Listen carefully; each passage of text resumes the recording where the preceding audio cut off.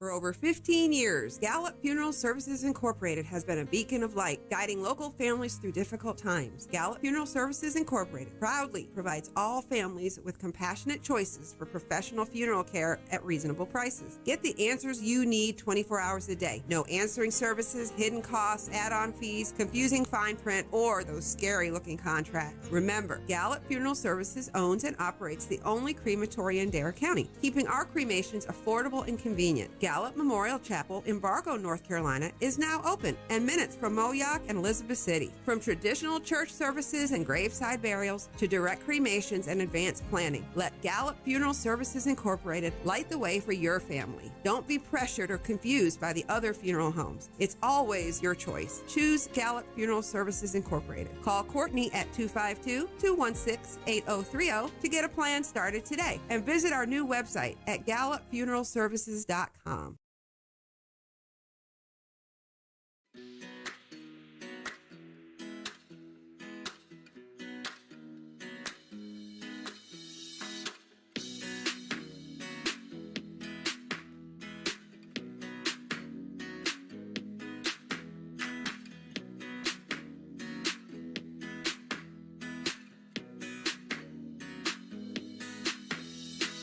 To all who come to this happy place, welcome. News team, assemble! Joining us live, because if you want to know anything about the Outer Banks, Sam Walker's the dude to fill you in. The sea was angry that day, my friends. Like an old man trying to send back soup in a deli. Always appreciate talking to you. Always good stuff with Sam Walker in the Outer Banks. Now here's Les Nessman and the news. Good morning, everyone. Welcome to OBX Today Live here on Facebook and YouTube. I'm Sam Walker. Glad to have you along with us on a Thursday morning. Get a little later start than we normally do for our live audience. Just outworked out today, trying to get some things done before we got on the air, and some developing stories. Of course, the Ukraine situation on the national media covering that. We are running updates throughout the day on Beach 104, Big 94.5, WCMS, and 99.1 The Sound as the day goes through to keep you posted there. So if you're out and about on the road today and just want to catch those, we'll be running those top of the hour for you. All right, let's get to the headlines this morning here at obxtoday.com. Got quite a few things to get to. First off, the situation at Merlo Beach, S-turns, and the potential for problems that could occur once the Jug Handle Bridge opens, and Highway 12, which you currently see here, is removed. That's a shot from back in earlier this year, or earlier this winter, of the area just to the north of the sign that you see on the left there. That, of course, is the entrance to Merlo Beach, and the welcome sign that they have there. That's where Highway 12 is going to end eventually. Once the Jug Handle Bridge opens, which is way off in the distance to the left, the NCDOT is going to pull up all the pavement from the Merlo Beach sign north up to the other end of the bridge. There's sandbags that are underneath those dunes that keep getting rebuilt. Those are going to be removed. Some extra sandbags are going to be placed at the end of the road where the pavement cuts off, and they're going to build a cul-de-sac right there next to the Merlo Beach sign. But when that happens, depending if it were to happen, say, right after the bridge was open, that was really the plan, was once the bridge opened, they'd start ripping that stuff out as fast as they could. That's been put on hold, and that's because, and maybe it's kind of tough to see in the photo here, but if you're familiar with driving down Highway 12 and you see those power lines that run along Highway 12, that's the main power lines. It's the only power lines that feed Hatteras and Ocracoke Islands. Also buried alongside Highway 12 is a fiber optic cable. That is the communications line. There's no copper. It's now all fiber that runs runs to Hatteras. That's the main connection for data and cell phone, everything, communications-wise. When that pavement and sandbags are taken out, there was concern that if the new lines that are going to be run along the Jug Handle Bridge were not connected yet, that one storm could knock out the power lines, could uproot the fiber optic cables, and you've got a mess. A number of local agents or local folks, Danny Couch, Dare County Commissioner, along with a lot of other residents on Hatteras Island, have been pushing for a solution to be found. And that solution was announced yesterday. The U.S. Fish and Wildlife Service, NCDOT, and Cape Hatteras Electric Cooperative have agreed to accommodate the delayed removal of the roadbed and sandbags along a 1.8-mile stretch of Highway 12 that will be bypassed when the new bridge opens. The agencies have evaluated flexibilities and found a workable scenario that allows for delay until the end of hurricane season 2022. Now, the road removal was originally slated for completion in the spring after the bridge opened. Instead, what they're going to do is they're going to take out about 200 to 500 feet of asphalt on the southern end. So what you'll see is where we're looking right now, roughly about halfway up the sandbags, maybe to the curve, maybe just before the curve there at the top of the frame. They're going to take out all that pavement, and the cul-de-sac will be built. And the sandbags will be installed to protect that end, but also block it from people driving up there. The rest of the pavement asphalt's going to be left in place. A gate will be placed at the other end, on the north end, by the north landing of the Jug Handle Bridge. Cape Hatteras Electric Cooperative and NCDOT will also work to expedite the schedule to install the cable, hanger, and conduit system on the new bridge. CHEC is currently working to install a new transmission line on the bridge and originally expected to complete that by the end of the year. And with the expedited schedule, that will allow the bridge work to continue through the summer. So the new line can be installed in a timely manner that coincides with removal of the current roadway and sandbags. Once traffic shifted on the bridge, to continue to work to install the utility equipment will require some minor traffic delays during daylight hours. Susan Blythe, who is the general manager of Cape Hatteras Electric Cooperative, said in a statement that delaying the removal until November 30th will give CHEC both protection and access to its existing transmission lines. It'll also provide protection and access to the fiber optic cable owned by Lumen Technologies. That's the data company. CenturyLink is how a lot of folks know it, but Lumen is actually who owns and maintains the fiber optic lines now, but it's essentially CenturyLink. That's buried in the easement from the Fish and Wildlife Service that provides internet communications for the islands. So again, compromise has been reached. They won't be taking out the pavement until after the new cable is up and running. But it's a good point. The reason they're leaving the roadway in place from the north and put a gate up is so that if there would be a situation they had to get to those power lines, it would make it much easier and faster, even though they got to drive through the sand and to get to them, because they do come in down along parallel Highway 12 and then kind of jut out into behind the Merlot Beach neighborhood. That was a big controversy about a decade and a half ago when they moved those power lines away from the S-turns there area to protect them further and away from the ocean. This will guarantee that protection, but also that cable that's buried along Highway 12 for the fiber optic cable. This will also help protect that. So that compromise was announced yesterday. Still no word yet on a date for when the Jug Handle Bridge is going to open. We do not have that yet, but it could be in the next couple of weeks. It looks like it's going to probably be the middle to end of March. The Rodanthe 5K, 5-mile bridge run walk is still on schedule, but has not been a firm date set for that. We've heard March 5th. We've heard March 12th. It may be more likely March 12th or March 19th. It's going to be one of the Saturdays of March. At least that's the plan. But we should be getting more word about that coming soon. It's OBX Today Live here on Facebook and YouTube. Thanks for joining us here on this rather chilly Thursday morning. We've had some weather issues, had a front come through yesterday evening, last night. That front's kind of stalled. It's going to drip back north and give us a big change in our forecast, which we'll talk about in just a little bit. All right, the other big headline that dropped this morning at islandfreepress.org is that North Carolina's own Ocracoke Express passenger ferry landed in Hatteras Village yesterday after being navigated to the ferry terminal from the NCDOT terminal at Cherry Point, where it had been stationed for the past few months. The builder's in the final stages of testing and U.S. Coast Guard approvals for the Ocracoke Express, and the vessel was moved to Hatteras to allow for crew member training, according to Tim Haas, communications officer for the North Carolina Department of Transportation Ferry Division. They don't have an exact timeline for when the Ocracoke Express will be put into operation, so we'll see when that is. Originally scheduled for completion in 2018, construction of the state-owned ferry encountered multiple delays. NCDOT leased a temporary passenger ferry for its first 3 seasons of operation beginning in 2019 from C Street up in New Jersey. Now, according to the original specs, the state-owned Ocracoke Express is a 100-passenger catamaran-style ferry with 96 interior seats, an upper deck with 26 additional seats, 2 wheelchair tie-downs, 16 bike racks, wireless internet access, and a concessions area.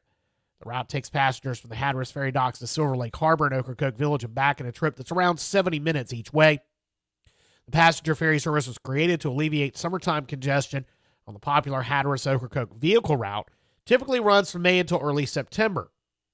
The 2021 season began on June 21st, ended on Labor Day, and saw 16,594 people use the service.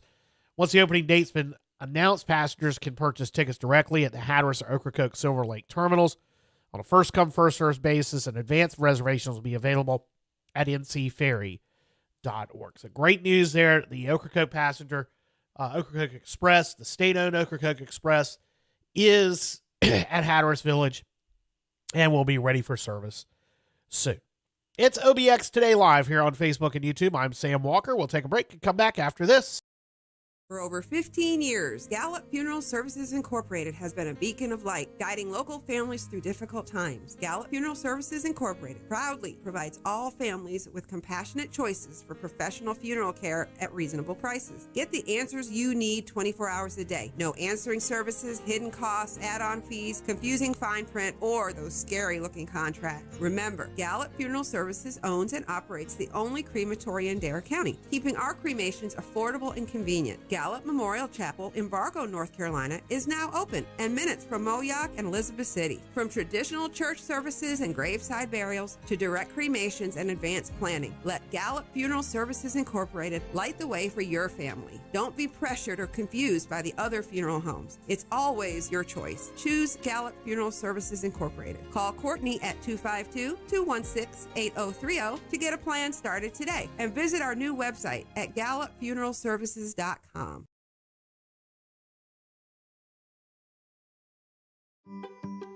Our pet of the week for this week is Butterfly Boy. This cool cat is 10 months old. He came to the shelter after being an outdoor cat, but has transitioned well to indoor life. He is super chill, likes napping in the sun and snuggling. He is not fond of other cats, so a house with no other pets is best for him. To adopt Butterfly Boy or foster one of our other animals, you can come visit us Monday through Saturday at our shelter located in Manteo. For more information, visit our website at www.obxspca.org or visit our OBX SPCA Facebook page.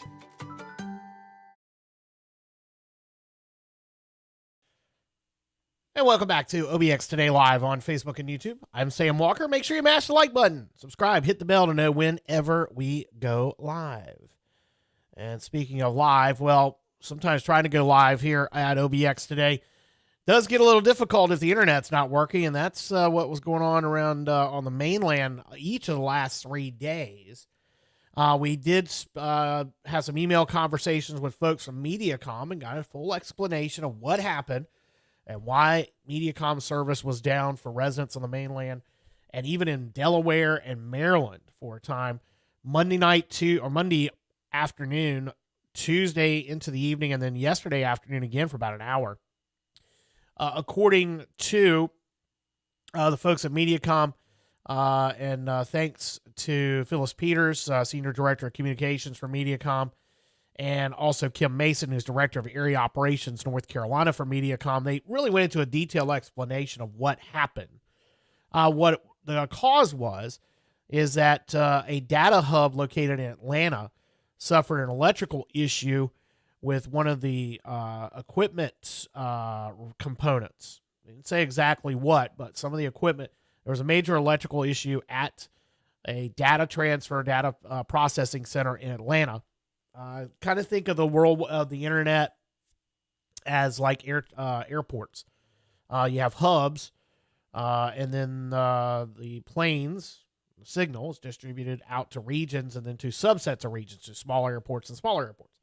So that's what happened was they had a failure at this hub down in Atlanta. It happened on Monday morning and took much of the day to fix it. Then that problem came up again. And they really thought they had it nailed down what caused that problem. But the network engineers initially fixed the issue on Monday. Service resumed, but it reoccurred on Tuesday from about 3 until 6. With that reoccurrence, our engineering team delved deeper in the investigation of the cause, identified the major cause during the outage time frame. Permanent repairs were made, and high-speed internet service have been stable since. But then that same issue reoccurred about the same time on Wednesday. It was also the same problem in the same location in or near Atlanta. And they're trying to still figure it out, but they did get it up. Now, one thing that did was not only yesterday did it affect Mediacom customers, it also affected data going to Verizon and several other wireless providers. Something to note is that the wireless providers in the area, and all wireless, or rather all cell phone providers in the area, you have those towers you see up and down the highways and all. They're spaced out about every 5 miles. That's about the range of those towers. You look at those smaller ones that have been put up, the 5G towers along the beach road. Verizon did that. Those are in a much smaller, much tighter location because they have less range. They're all connected by fiber optic cable. And the two major providers of fiber optic cable here in northeastern North Carolina are Lumen, CenturyLink, and the cable companies, Mediacom as being one for the mainland, and Charter as the other. So when that cable goes down and these companies do lease space on there, it's just like everybody else. We're all kind of connected the same way. Those fiber optic cables go down, where those data processing things go down, that can knock out service. And that's what happened with that for Mediacom customers over on the mainland. All right. Yesterday, busy day in the courts of North Carolina in Raleigh, as yesterday redistricting was finally completed. I'm going to try to show you the maps here. After yesterday, the State House, State Senate, and congressional maps were finalized. Long-running legal battle going. I say long-running, but legal battle going on between Republicans who are in control of the legislature and then Democrats who were suing over the way that the districts, the State House, Senate, and congressional districts were drawn. Yesterday, a 3-judge panel issued their ruling of an appeal, or rather, their ruling on the maps that the state legislature redrew last week. They adopted, or the court went with what the State House and State Senate maps look like, but they threw out the congressional maps and used a group drew different maps. They're called special masters. And those were the maps that the court went with. That was appealed by both sides to the state Supreme Court. State Supreme Court said, affirm the decision of the lower court. We're going with these maps for this 10 years for the next elections through 2020 or 2030. But the congressional maps, because they were adopted the way they were adopted, are only interim. And the legislature will come back and redraw those maps for the 2024 election. So here's how the State House districts look like. And as you can see, and I'm going to try to zoom down onto our neck of the woods here and show you how northeastern North Carolina is going to look. This is the State House districts. So the northeast North Carolina has been split into 3 distinct districts, actually 4 if you throw in Bertie County. Dare County will be split between 2 districts. Kitty Hawk North will be in District 1 with Currituck, Terrell, Perquimans, Chowan, and Washington counties. Everything south of Kitty Hawk will be in District 79 with Hyde, Pamlico, and Beaufort. Camden and Pasquotank are carved out and put in the 5th district with Hertford and Gates counties. And Bertie is going to be in the Martin and Edgecombe district, while Hertford County gets brought into a House district that, kind of covers where somewhat of the current area as it's lined up. All right, let's switch over to the Senate district. And this is a very complicated map because now you've got the northeast corner of the state is now split into two different districts. The District 3, which has traditionally been Hertford, Bertie, North, and as you can see, the blue. Terrell, Currituck, and Camden will now be in District 3 with Gates, Hertford, Bertie, Martin, Northampton, Halifax, and Warren counties. It'll be split out of the district in District 1, which is going to run much of the same area, although it takes in Pamlico and Carteret counties now, which really makes the District 1 a very unwieldy district.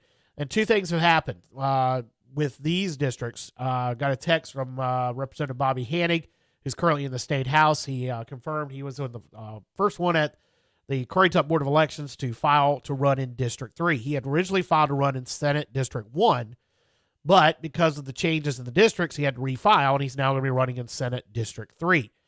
Senator Howard Hunter III is the senator from Hertford County.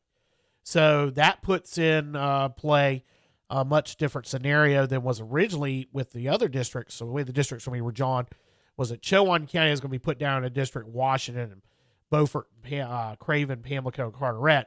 That District 1 is Senator Bob Steinberg currently. And he had been put in a district with another state senator in Pamlico County, and that, he had been put in the same district as Senator down in the Central Coast. So we'll have to see how that worked out because I'm not exactly sure of what district that Senator Sanderson was put into or whether he got double bunked, and you could see a setup there. So that's one we've got to check out. All right, finally, the congressional districts pretty much stayed the same. There's not a whole huge change for Northeast North Carolina.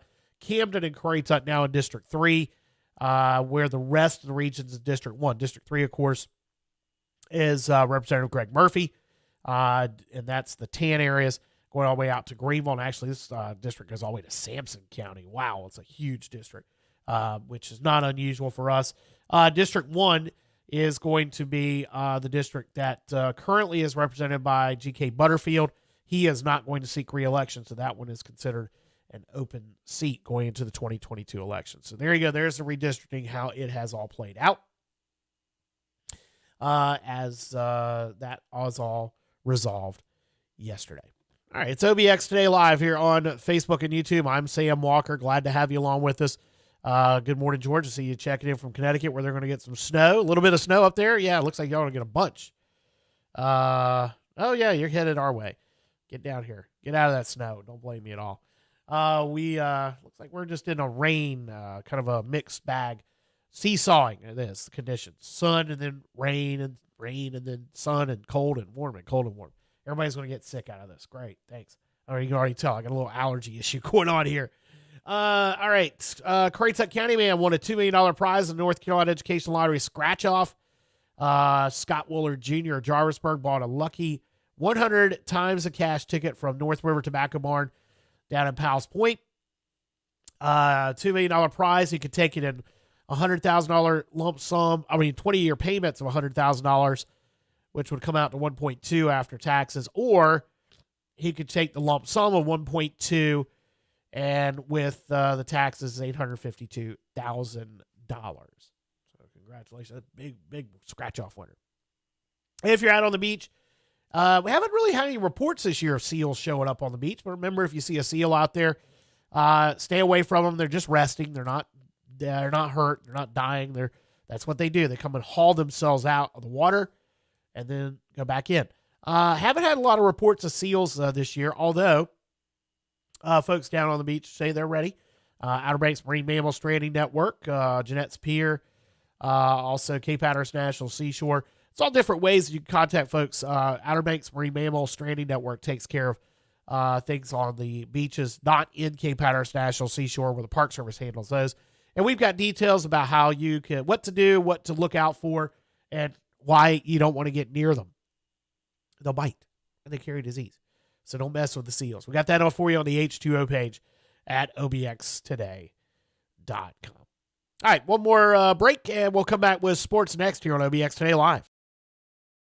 For over 15 years, Gallup Funeral Services Incorporated has been a beacon of light, guiding local families through difficult times. Gallup Funeral Services Incorporated proudly provides all families with compassionate choices for professional funeral care at reasonable prices. Get the answers you need 24 hours a day. No answering services, hidden costs, add-on fees, confusing fine print, or those scary-looking contracts. Remember, Gallup Funeral Services owns and operates the only crematory in Dare County, keeping our cremations affordable and convenient. Gallup Memorial Chapel in Bargo, North Carolina is now open and minutes from Moyock and Elizabeth City. From traditional church services and graveside burials to direct cremations and advanced planning, let Gallup Funeral Services Incorporated light the way for your family. Don't be pressured or confused by the other funeral homes. It's always your choice. Choose Gallup Funeral Services Incorporated. Call Courtney at 252-216-8030 to get a plan started today, and visit our new website at gallupfuneralservices.com.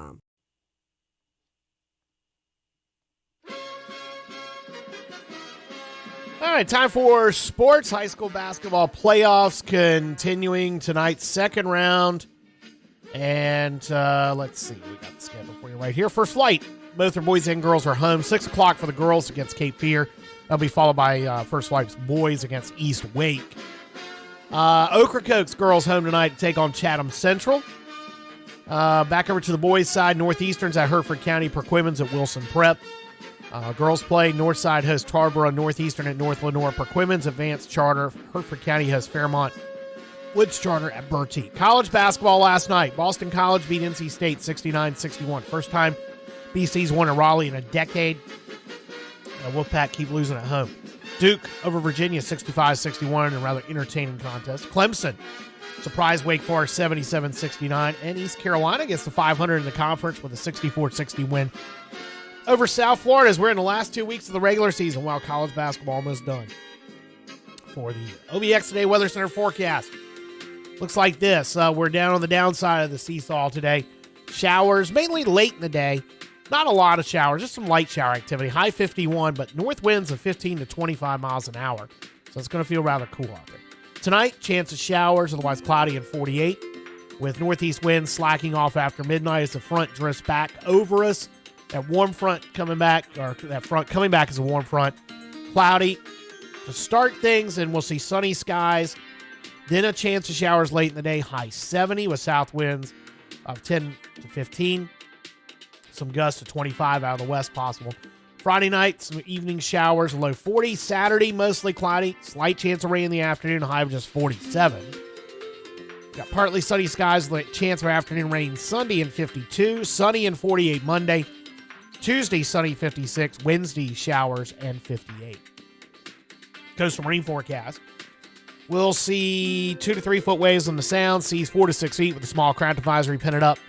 Next tide change at Oregon Inlet's a high tide at 1:51 this afternoon. Sunset tonight at 5:52. Sunrise tomorrow 6:36. Currently outside the studios in Uptown Nags Head. 48 degrees, a little breezy and chilly, and that's going to do it for OBX Today Live today. I'm Sam Walker. Glad you joined us on a late edition today. Back with you tomorrow right here. Make sure you mash the like button, subscribe, and hit the bell to know whenever we go live. The OBX Today Facebook page, the Sam Walker OBX Facebook page, and the Sam Walker OBX YouTube channel. See ya.